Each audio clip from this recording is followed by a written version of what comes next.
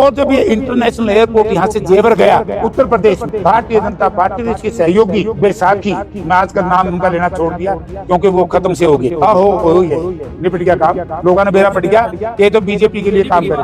दोनों माँ की दोनों एक के। सीएमडी मुझे कहते 3 दिन पहले कि अब इनके पास लाइसेंस ही नहीं। मैंने कहा जब लाइसेंस नहीं था तो आपने एग्रीमेंट क्यों किया, वोट ले लिया उसके नाम से। और मैं ऑन ओथ कह सकता बीजेपी की सरकार को झूठ बोली इन्होंने जनता के सामने। हम चाहते हैं इंटरनेशनल एयरपोर्ट बने। क्या ये एयरपोर्ट अडानी और अंबानी के लिए तैयार किया जा रहा है? मैं यही कहना चाहता हूँ, शहर के साथ बेईमाना हो रहे हैं। मैं बताना चाहता हूँ बीजेपी के नेताओं, लेकिन इसका रखरखाव, इसका पैसा हमारी लैंड और बिना किसी कारण के मुझे शंका है कि ये ऐसे बड़े उद्योगपति को दे जा रही है, जैसे ये 3 काले कानून ले आकर के इस देश के किसान की जो जमीन कॉन्ट्रैक्ट बेस्ड एग्रीकल्चर के माध्यम से उन बड़े घरानों को देना चाहते हैं। ऐसे ही हमारा हवाई अड्डा भी मुझे इस संशय है, क्योंकि यहां तो पार्टी बीजेपी के लिए काम कर रही है, सारी क्षेत्रीय पार्टियां बीजेपी के लिए काम कर रही हैं। आपके सामने आ गया होगा सब कुछ।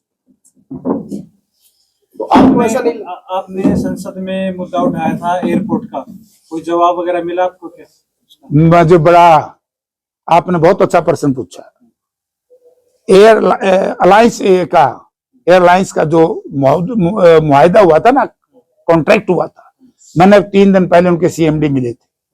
सीएमडी ने ये कहा मुझे बड़ा तकलीफ है और मैं ऑन ओथ कह सकता हूं बीजेपी की सरकार को और बीजेपी के नेताओं को, जो ड्रामा करते थे कि हिसार में इंटरनेशनल एयरपोर्ट बनेगा, हिसार में कोई इंटरनेशनल एयरपोर्ट की संभावना नहीं। झूठ बोली इन्होंने जनता के सामने।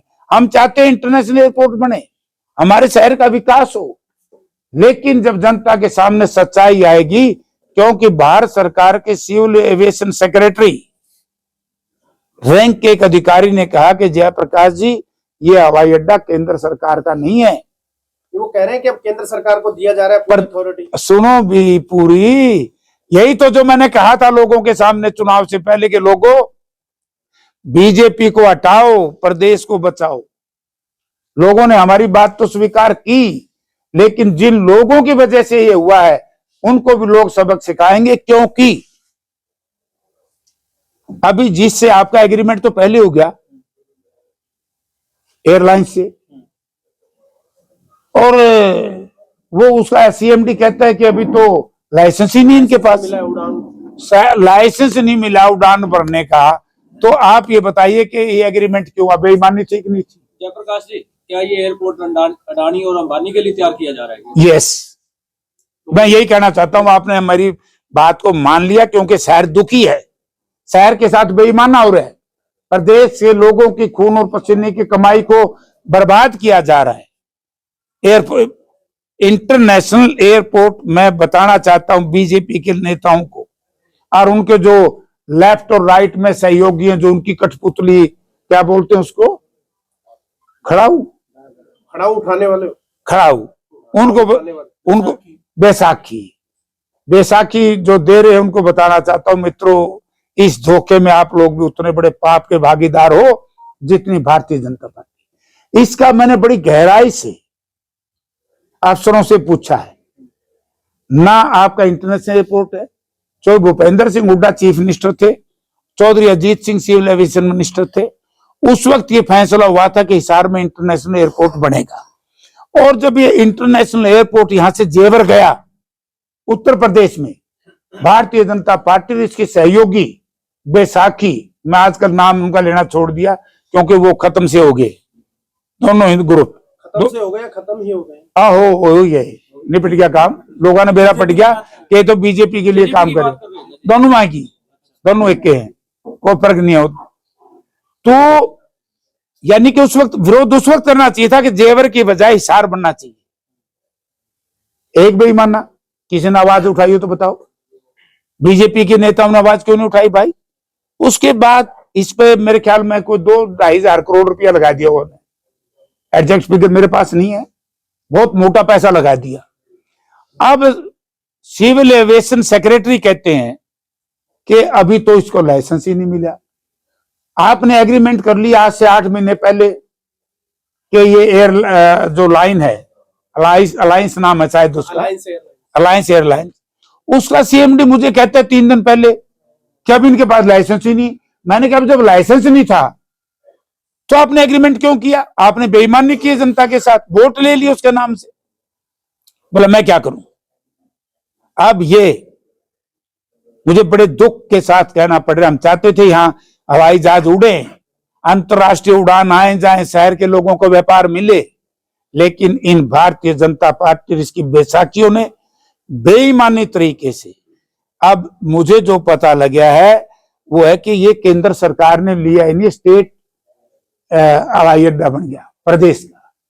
ये अभी कल परसों मीडिया में, राष्ट्रीय अखबारों में खबर छपी है कि इसका पूरा जो एकाधिकार है वो सेंट्रल सिविल एविएशन डिपार्टमेंट को दिया जा रहा है। उसका अधिकार केवल उसका होता है सेंट्रल से जो नागरिक उड्डयन मंत्रालय। हाँ नहीं, नागरिक उड्डयन मंत्रालय के साथ साथ इसमें जो हमारा एयर ट्रैफिक को कंट्रोल करते हैं, एयर ट्रैफिक को कंट्रोल करने की जिम्मेवारी केंद्र सरकार की है, लेकिन इसका रखरखाव, इसका पैसा हमारी लैंड और बिना किसी कारण के मुझे शंका है कि ये ऐसे बड़े उद्योगपति को दे जा रही है, जैसे ये 3 काले कानून लेकर के इस देश के किसान की जो जमीन कॉन्ट्रैक्ट बेस्ड एग्रीकल्चर के माध्यम से उन बड़े घरानों को देना चाहते हैं। ऐसे ही हमारा हवाई अड्डा भी मुझे इस संशय है कि उन्हीं परिवारों को दिया जाएगा। जी, बजट सेशन आने वाला है, तो आपने कोई मांग की है विशेष, कोई आपने हिसार जो है उसके लिए? बड़ी भारी मांग है हिसार की। सबसे पहले तो यही है, एक आरआरटीसी का बड़ा डंडोरा पीटा था, रैपिड रेल ट्रांसपोर्ट, दिल्ली हवाई अड्डे से हिसार तक चलाएंगे। 1.5 घंटे में पहुंच जाओगे। 1.5 घंटे में पहुंच जाओगे, हम उसके बारे में बात करेंगे। ये भी ऐसी झूठ थी कि जैसे हवाई अड्डा, आरआरटीसी भी झूठ, हवाई अड्डा भी झूठ, 2 करोड़ बच्चों को सालाना रोजगार देने की भी झूठ, किसान को एमएसपी देने की भी झूठ है। कानून व्यवस्था को कहते थे बड़ी नियंत्रण में है, आज क्या हालत हो रही है कानून व्यवस्था का। कोई व्यापारी दुकानदार अपने घर से सुबह निकलता है, जब तक शाम को अपने घर वापस नहीं आ लेता, उसको चिंता रहती है कि तेरा परिवार वहां सुरक्षित है कि नहीं। अब किसी भी प्रकार के दर्द से क्यों होना परेशान, जब ऑर्थो चार्ज कैप्सूल हो आपके पास। सभी प्रकार के दर्द में आयुर्वेदिक पद्धति पर आधारित रामबाण इलाज।